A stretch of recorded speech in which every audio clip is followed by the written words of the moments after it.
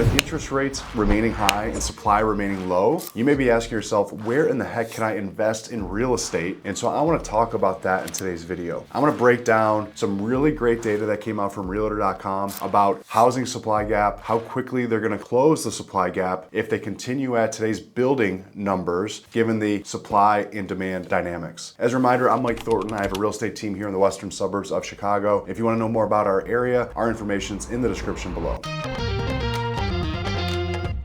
All right, so let's jump right in. So this was the first year in many years that supply in new construction starts actually outpaced household formations. Now, construction has been ramping up continually since the pandemic, and it is very regional in the new housing starts as the South and Southwest are building more aggressively than the Midwest and the Northeast. And you'll see that in the data and what that means for how quickly we could close the supply gap that we have currently. Obviously, if demand remains higher than supply, you're going to see home prices continue to go up. Affordability will remain difficult and poor as interest rates remain high and home prices continue to go up. Rents from a real estate investment standpoint are rising as well, but they're just not rising at the same rate as home prices are, making investing in real estate more and more difficult. All right, so let's jump into some of the data here. Home completions reached the highest level in nearly 2 decades due to an increase in both single and multifamily construction. At the 2004 rate of construction relative to household formations and pent-up demand,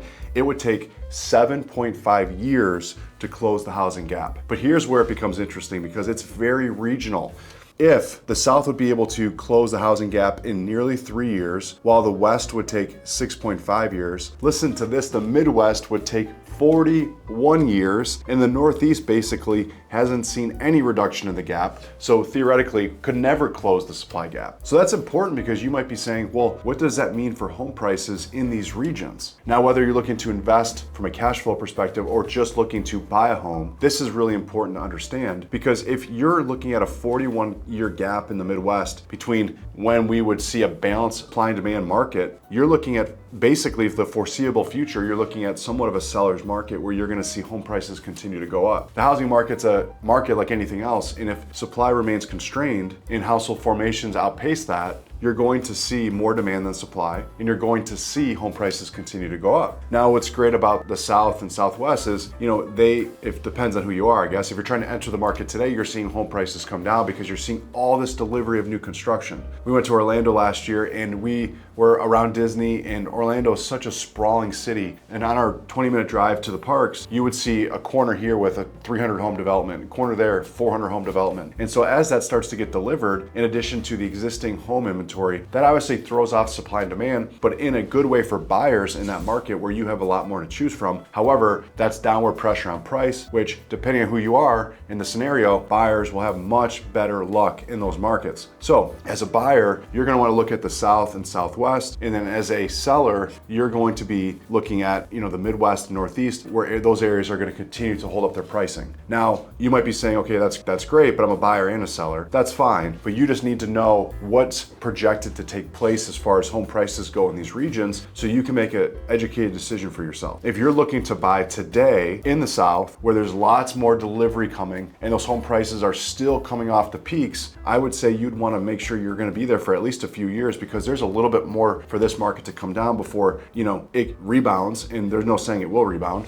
But in the Midwest and the Northeast, I'd be way more comfortable getting in today knowing that there's so much pressure on supply that it's likely that home prices will continue to go up. All right, so going deeper into some of the data here, it says the housing supply gap is nearly 4 million homes. Again, a lot of this issue goes back to the housing crisis of 2008-9, where builders lost their businesses. Builders that were building 1,000 homes started building 100 homes, basically stopped building new homes. And in addition to that, you had this Airbnb investment property boom take place where it took some of the inventory off the table and moved it to investors. And as investors buy a property, they don't necessarily release one back into the inventory pool. So that constrained inventory even more. So you had less new construction, you had the investment in real estate boom, which took, again, product off the table. And then you had this inflated period of time where you had artificially low interest rates where they were just way too low for way too long, where then you had some second homes come into play, things like that. Where again, if you're a first-time home buyer, you're competing with the rich guy from California who's looking to buy a vacation home in Naples. That's a difficult thing to compete with. We're still seeing that right now, where we see lots of people, downsizers, very active in the market, really pushing out the first-time home buyer because they're way better off financially. So the first-time home buyer is becoming later and later and later, whereas they might have been purchasing a home in their late 20s. Now you're looking at mid-30s or late 30s for buying their first home. We see a graph here in the same Realtor.com study